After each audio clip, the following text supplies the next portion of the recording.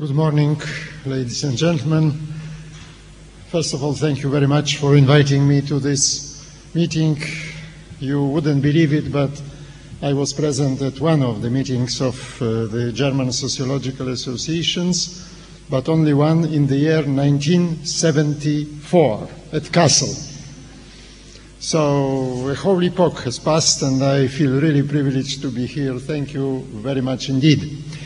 I title my presentation "The Ambivalence of Social Change," and you may ask immediately why the ambivalence of social change in post-communist societies. Because the story of those almost 20 years which has passed since the collapse of communism has been told in two opposite ways. We have the optimistic, heroic narratives which describe an epochal success of countries which have come a long way from Soviet satellites to members of the European Union and NATO alliance. The process of liberation, emancipation, modernization, Europeanization, westernization, etc. But there are also pessimistic, gloomy narratives which see the same process as the sequence of failures: excessive social hardships, growing inequalities, survivals of communism, unfinished revolution. But in social life, nothing is entirely white or black. As Ulrich Beck likes to put it, the either-or logic should be replaced by both-and logic, at least in the social world. As will be shown in this talk, there is a grain of truth in both narratives, in both pictures, and hence I speak about ambivalence. In the year 1989, the Eastern Europe changed. The world has changed in Eastern Europe. It was a year of miracles. It is usually referred to as a revolution, and quite rightly so, because even though there were no paraphernalia of usual revolutions, not much bloodshed, not many barricades, but it was a huge historical break of continuity, a complete threshold to new realities at all levels of social life. At political level, obviously, from autocratic monoparty system to pluralistic democracies. At the economic level, from centrally organized economy to market economy. At the cultural and artistic and intellectual level, from censored flow of ideas to complete freedom in this regard. And at the level of everyday life, from queuing societies of shortages, now to the consumer society of unlimited options. Instead of grayness of life, to the bristling colors of contemporary modern economy and modern market. From limited mobility, very limited mobility, through strong borders to now to the Schengen area, etc. It was also a revolution in the emotional sense. The time of tremendous collective effervescence, popular enthusiasm, elation with hard-won victory. Those pictures of crowds dancing on the Berlin Wall, or of Czech people leading Havel Nachrad, or Polish people who were celebrating electoral victory. Those pictures got into the icons of the 20th century. It was a time of great hopes, great national pride, regained dignity. Freedom and prosperity seemed just around the corner. Of course, there were some more sober observers, and one of them was Ralph Dahrendorf, who at that time was putting forward his famous hypothesis of 3 clocks, emphasizing that the transformations will run in the asynchronic manner: politics the quickest, economy much slower, and very, very slow changes at the level of culture, mentality, axiological frames of thinking, etc.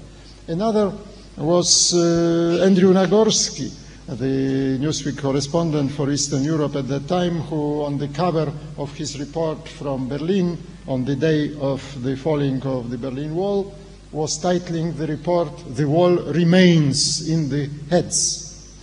Very prophetic kind of title, I would say, for a journalist, certainly. Zbigniew Brzeziński, a Polish emigre and famous political scientist, was putting forward an idea that to build now a united democratic European house is not the same as achieving European home, the situation when all people, also the people from the East, feel at home in the mental, emotional, cultural and other senses. Of course, we know the story that after this elation, very soon the morning after syndrome set in, and there were numerous problems which appeared. The new governments had to solve a number of dilemmas, and the main dilemma was that such fundamental reforms are costly, and democracy happens to be a system when such reforms may touch the interests of the majority. So that is a kind of very big dilemma. But other dilemmas appeared. First of all, the dilemma whether the transformation should be run in the piecemeal, evolutionary fashion, or rather as a kind of immediate shock therapy. The second dilemma was grasped metaphorically and very beautifully by Elster, Offe, and Preuss when they were subtitling their famous book, Rebuilding the Ship at Sea. That is a dilemma of rebuilding the whole society, but at the same time the society has to survive and to continue to be in motion.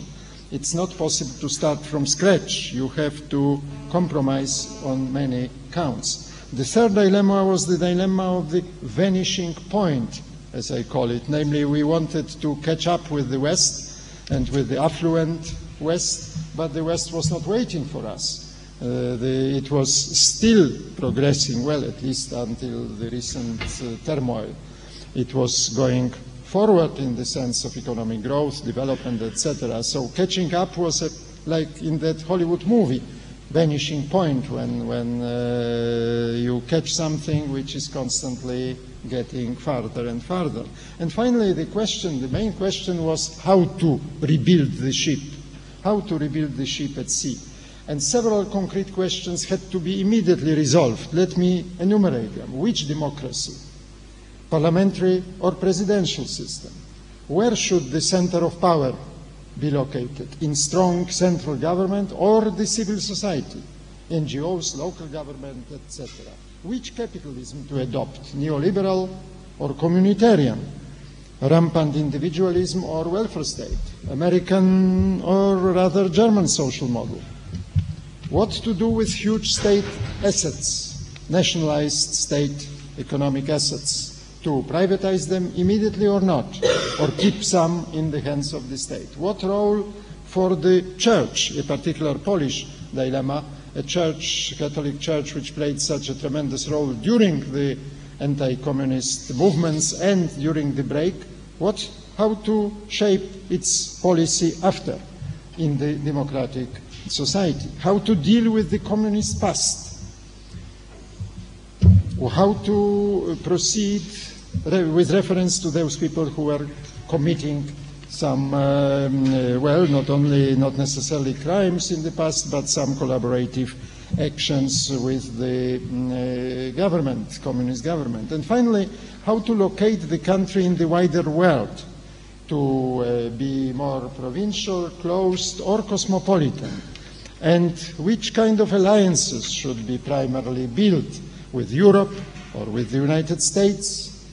Now, all this were solved differently in the various countries of post-communist Europe, and that is one of the reasons why there is such a tremendous diversity among the countries now, even though they were starting more or less from the same model.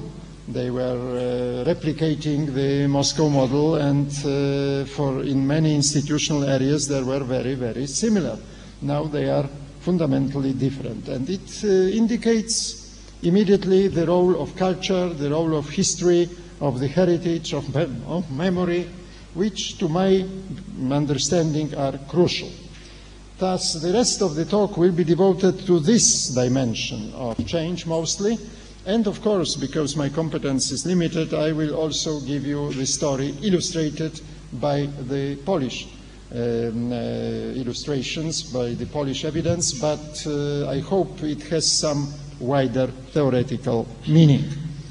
Now, as far as Poland is concerned, three political decisions immediately shaped the character of Polish transformation. The first decision was to adopt the parliamentary system, strong parliamentary system with a relatively weak power of the president. There were contingent reasons for that.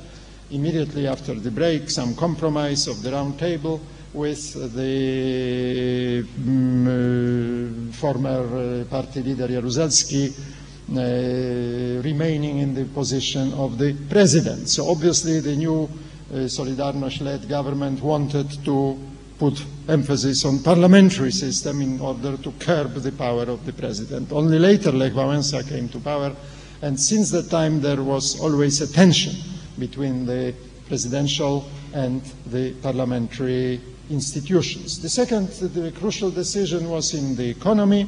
It was the famous Balcerowicz plan, the immediate reshaping of economy toward the modern market capitalism within a very short period of time, using sort of opportunity window which appeared because of the high trust, high hopes, and this emotional effervescence which I mentioned before. The third decision, which was very important for the social climate at that time, was the decision to cut, as the first Prime Minister Mazowiecki said, a thick line between the past and the present, and refrain from any persecutions or even any accounting for the past, opening the way for the people who were compromised by some links with the communist government to start to work for the new government without the processes of lustration or decommunization. That at that time, of course, led to very, I would say, good social climate, but years later it turned out to be a kind of hidden weapon for the political opposition, right-wing parties, which started to use it profusely as the tool against political opponents. The issue is still unresolved. Now, thinking about the legacies of the past, memories and the influence of the past, it is of course a truism that all societies are past-dependent. In the case of Eastern Europe, I am not going deeper, but the most influential history was of course the history of communism. And the balance sheet in that regard is also to some extent ambivalent. Of course, there were negative legacies of communist rule, political, economic, political level, pervasive bureaucracy. We inherited overabundance of laws, very often inconsistent and obsolete.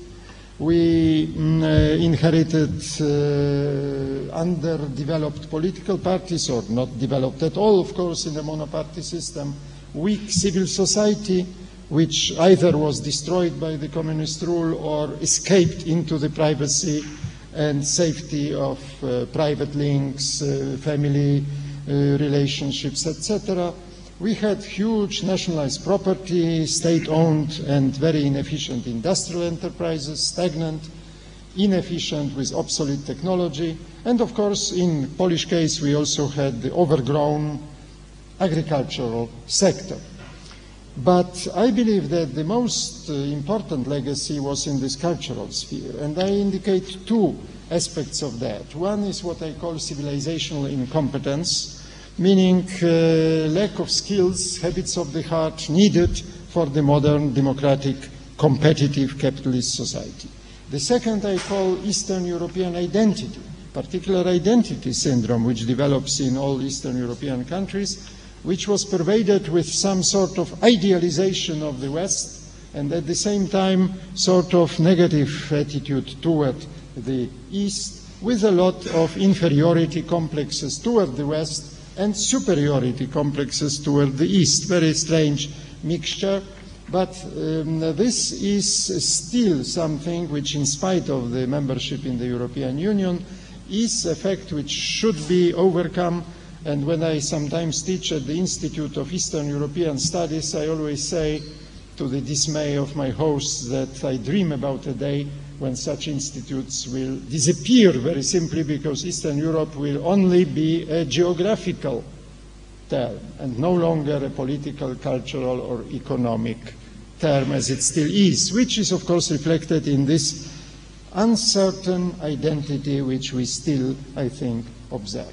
But of course the balance is ambivalent because on the other hand we must remember that there are some elements in history which bring strengths. For example, in the Polish case, it is this national religious community and the strengths of Catholic religion linked with nationalism, romantic readiness for collective struggle, which is best exemplified, of course, in the history of the Warsaw Uprising 1944, democratic tradition which runs back to 18th century and is part of the reason why we lost our sovereignty for a whole century, namely the first Polish democratic constitution of the end of 18th century. And also some big heroes of the immediately post-World War I period like Piłsudski or Paderewski, or new heroes and the memory of those, including such as, of course, the Pope John Paul and Lech Wałęsa. Now, the quickest at the very beginning of transformation were the institutions. And according to Dahrendorf's hypothesis, the political institutions were the first to change, even though it took some time for the establishment of the constitution, but there were very quickly new political, new economic institutions also, and the mental and axiological system was lagging behind.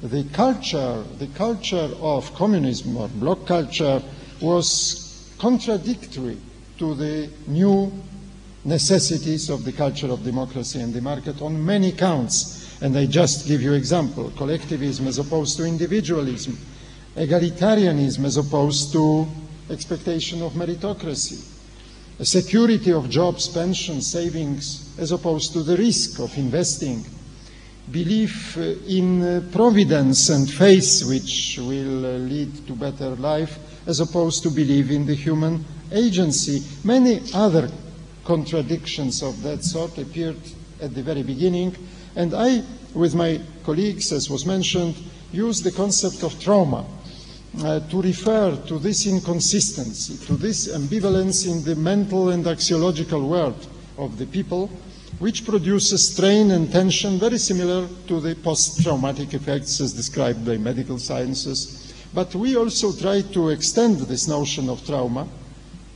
to the positive events. It was already Durkheim who mentioned trauma of success. And what I am speaking about is clearly in this category, the trauma of success, when people who are happy about the situation are still somehow not clear about what to do, what are the right and wrong ways of acting, what should be done, what kind of actions are proper, etc. But this initial trauma is not very serious, I think, because there are at least several mechanisms which allow to overcome it quickly. One mechanism is very obvious. People are learning animals, and the new institutional setting, sooner or later, usually sooner than later, teaches them the right ways to behave. Second, of course, there were large enclaves in Eastern European societies of the people who were not somehow affected by the syndrome of Homo Sovieticus, who were free from that virtually, living in the West already, in their minds, in their aspirations, even though geographically still located behind the Iron Curtain. So those groups, intellectuals, academics, artists, you name them, they were of course more insulated from that kind of trauma. There is also the third mechanism of generational change. It is already 20 years, and the new generation is absolutely free, I think, from this kind of problems, which I call initial trauma. But then the second trauma appeared very soon. And the second trauma was due to the fact that reforms are never for free. There were obvious costs of reforms. As Klaus Offe was putting it, there was a tunnel at the end of a light. And this tunnel meant a lot of problems. And you may name many of them, some of them objective, like unemployment, like ruthless competition, growing crime and delinquency, deterioration of life standards for some segments, large segments of society. But even more importantly, on the subjective side, there were problems with the clash between elevated hopes and aspirations and what was possible, the realities of economic abundance, etc. And another relative deprivation due to the demonstration effect of the Western affluence and freedom, which became a kind of measure. And people who are now living in a democratic societies within European Union, they simply want, and they believe it is right, to claim the same level of life, the same level of income, the same level of abundance like the most developed countries of the West. So it makes for another relative deprivation. And because of that, the symptoms of secondary trauma appear very soon, and they are, first of all, dramatic fall of trust, political trust, vertical trust, trust in institutions. It is observed already in the 90s, very, very obviously. The political apathy, absenteeism at elections, for example, and something very strange but pervasive in some segments of the population, nostalgia for the past. Some sort of forgetting about the past and idealizing it in view of the hardships and problems they face now. Of course, these traumas are not distributed equally, and that is the main problem. Namely, that all these societies, I believe, and I speak about my own, are split into two, have split into two unequal parts. Some who have been successful and some who have lost. What was decisive in that split? First, the scope of initial resources that people commanded at the moment of breakdown of communism. What kind of resources? Fiscal resources, savings, some sort of capital, but also, of course, political capital, the strengths of networks, social capital, the educational capital, being properly educated for the new market, for the new job market. That differentiated people to a tremendous extent. The second factor was the place of employment, whether you were employed in the state sector or in the emerging and already spreading private sector. The place of living, cities, of course, privileged in many regards as opposed to the agricultural regions. And finally, regional differences. There are huge differences, at least in my country, between the more developed western parts and the much less developed eastern parts of the country, still due to the period of partitions in the 19th century. Now, people are usually not waiting in view of such dilemmas and traumas. So there were several coping strategies which became very successful. One was educational boom. People trying to get more education, which was closely linked now with the job market, much more so than ever before. Then in entrepreneurial wave, several millions of small businesses growing and becoming even big businesses within a very short time. Those were the positive adaptations, pushing the country very much forward.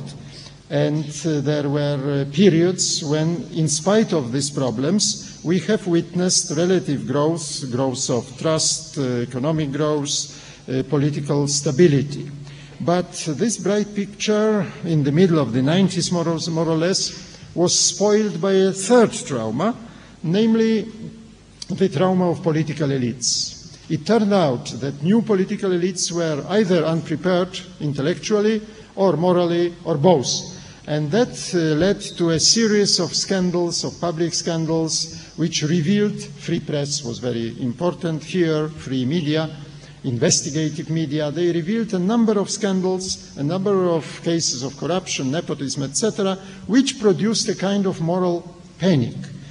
We are speaking about the middle of the present decade.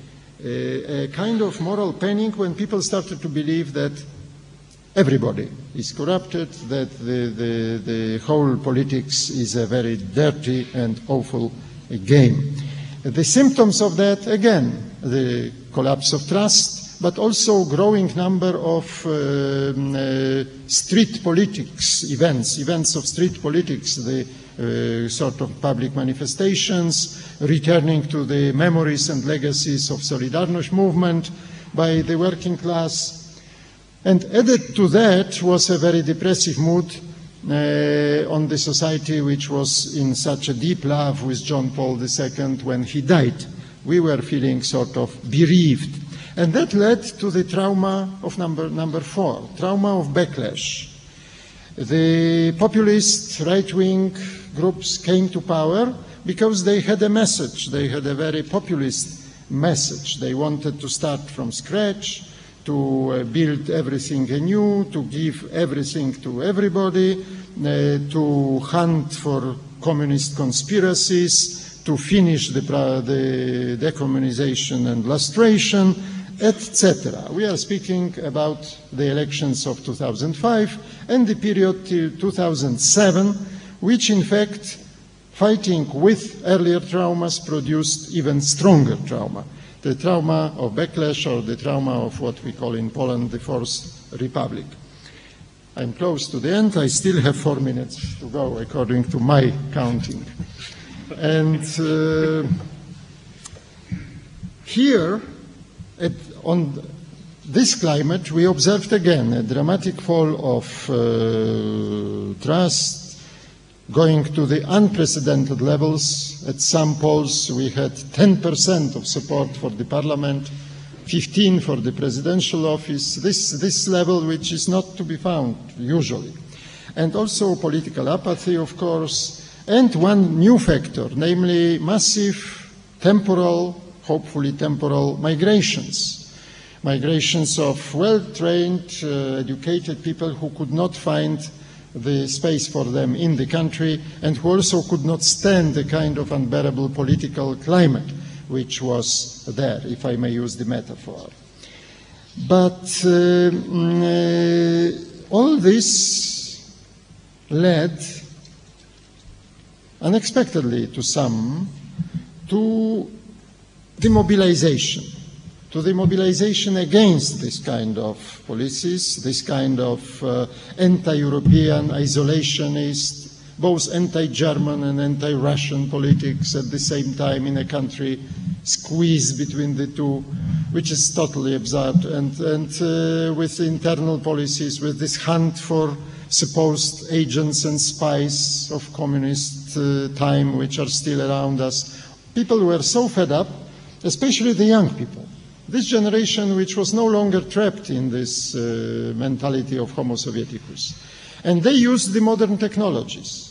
They used the internet, they used the mobile phones to mobilize, typical for modern social movements. There was a huge, sudden social movement of the young people against the government, and it led to the new elections and the victory of the much more liberal, much more West-oriented government that we have now for almost a year.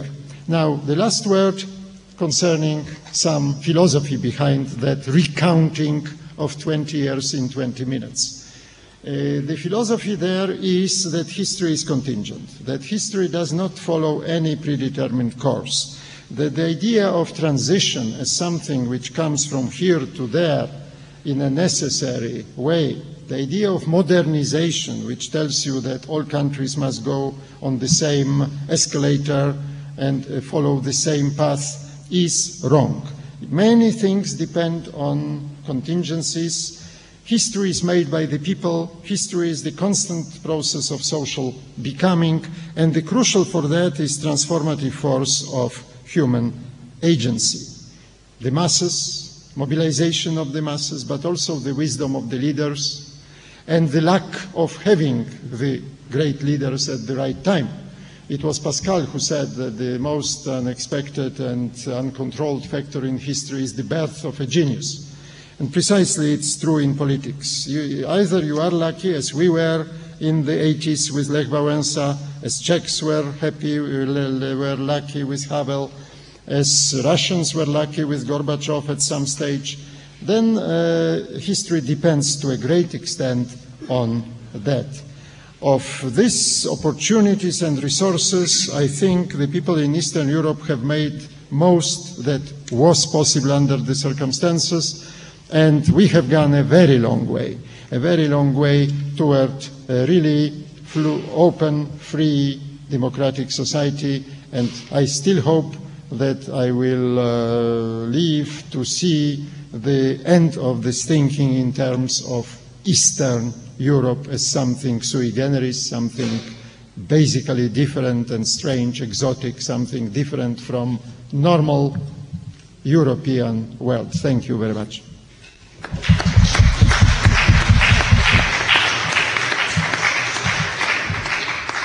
So we have now time for discussions. The floor is open for questions.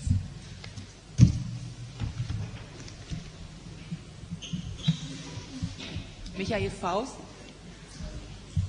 Thank you very much for your interesting talk. I want to touch one issue you mentioned in the beginning of your speech when you were talking about Western models. And in the end, you picked it up when you were emphasizing the role of agency and individuals in the overall change process. But individual agency, in most cases, has some projection of a future which may have some images from other countries. And you mentioned the Western model, and you made the difference between maybe an Anglo-Saxon model or a more German coordinated model. And my question is, was there really different approaches to different models where they picked up as different models in the transformation or transition process, where they identified as different models and were they politically relevant as such?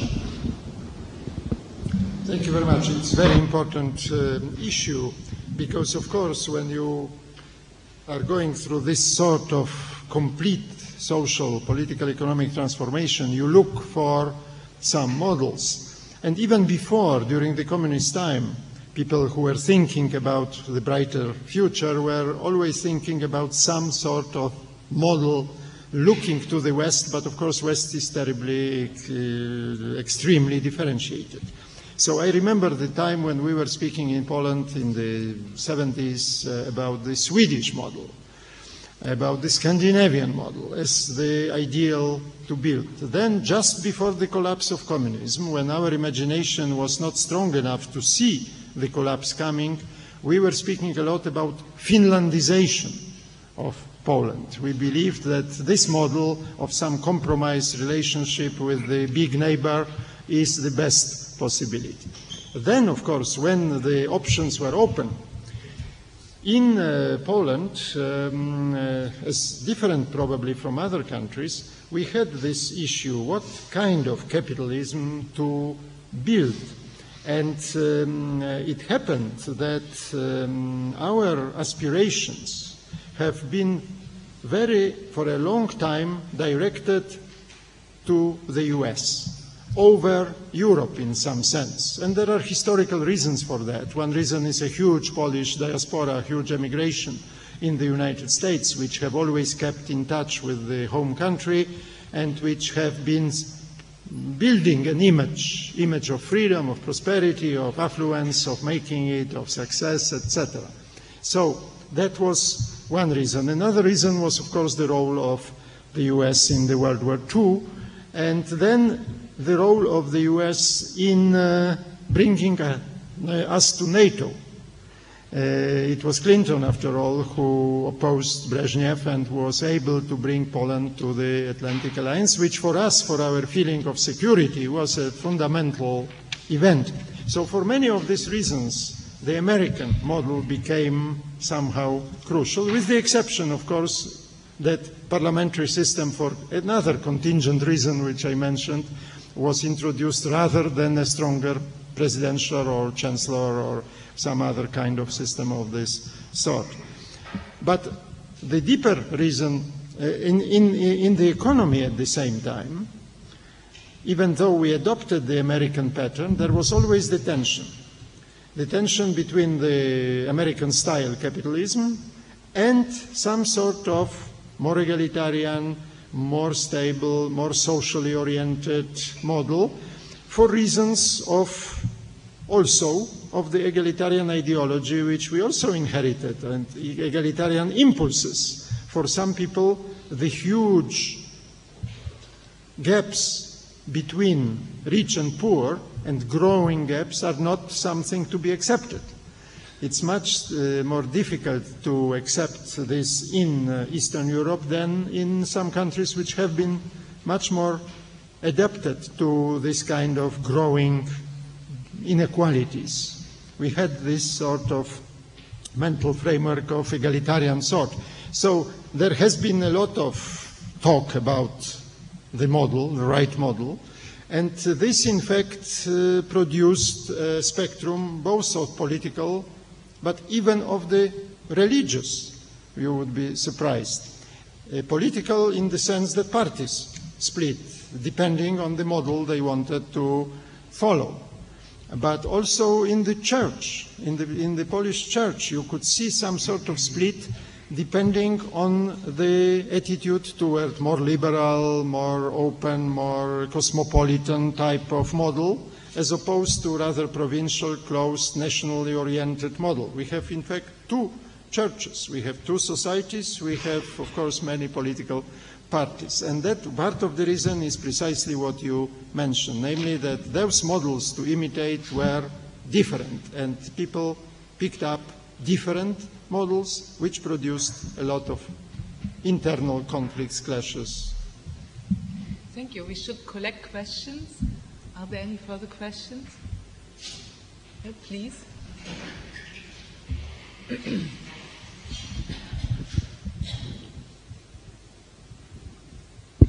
In the beginning of your talk,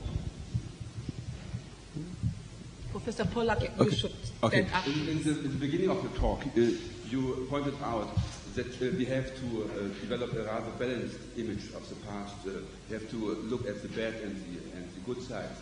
In the course of your talk, you were emphasizing, I think, more or less only the negative aspects of the development in the last 20 years. You referred to the traumas, to the dilemmas, the incompetence, the cultural heritage of socialism and so on.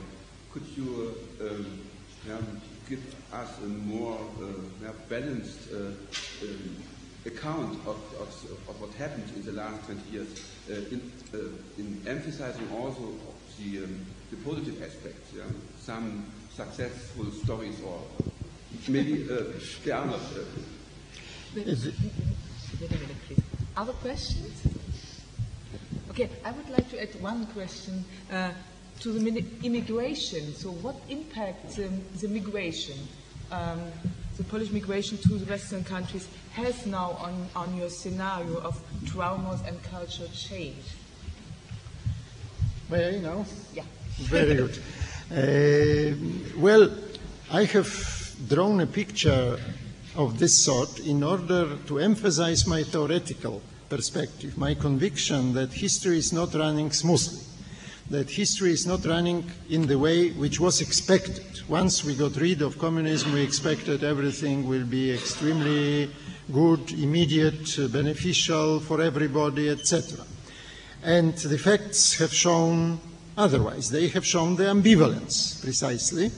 And the facts have shown what I have stressed in my more general theory of what I call social becoming, namely that progress does not occur automatically, but rather through blood, sweat, and tears, if I may paraphrase the famous saying. It has many problems on its way, and the power and the strength for progress comes precisely from the fight, from challenges, from meeting those challenges. And all those traumas which I mentioned were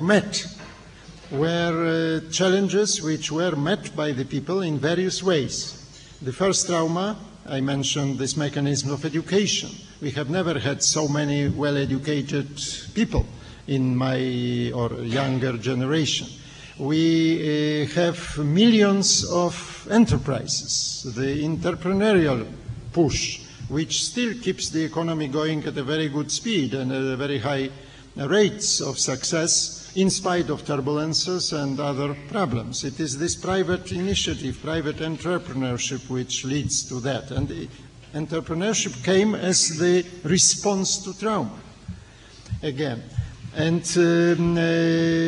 then we had this trauma of political elites. And this trauma was overcome temporarily by getting rid of the more corrupted, more nepotic, more biased political groups for a moment, as I say, because then this fourth trauma was also overcome because thanks to the fundamental mechanism of democracy, namely that power is accountable and that sooner or later people write the checks for and call the bluff for the politicians. And that is precisely the tool which is now open and which produces positive changes, but positive changes which are constantly encountering problems and challenges, leading to the essential improvement. If you ask my private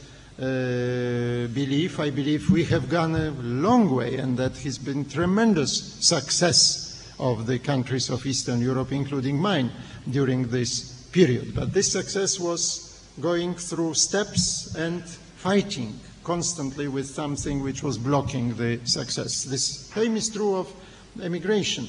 Migration now has become a problem because it is a sort of brain drain. It takes some groups which are important for economic development, particularly modern, educated, young elite.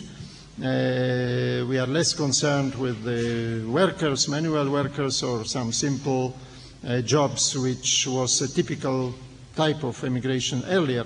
But now it appears, and recent data show very clearly, that this is only a sort of temporal phenomenon, which was to some extent due to this instability and sort of oppressive political and social climate of the years 2005-2007, because now we have a wave of returns. People are returning. They have earned some money, they have saved some money, they have learned languages, they are more adapted to Western ways, to the ways of life in the West. So they have enriched themselves in many senses, not only fiscally and economically.